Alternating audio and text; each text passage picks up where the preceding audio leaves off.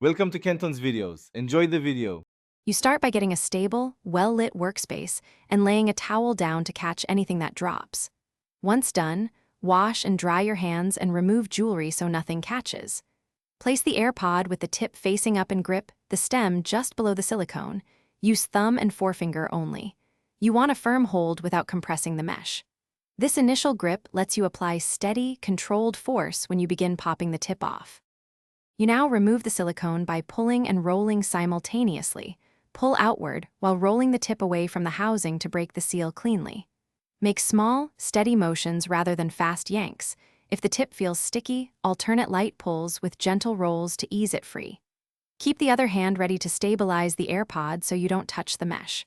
Once the bead clears the lip, the tip should slide off. Place it on the towel to prevent loss.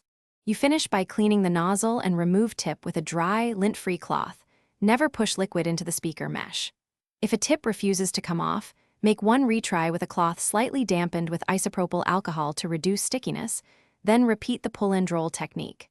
After cleaning, align the tip's inner ring with the nozzle and press until you feel a click so it seats securely. If problems persist, stop and inspect for rips or debris before continuing. Thanks for watching. Consider subscribing if we helped you.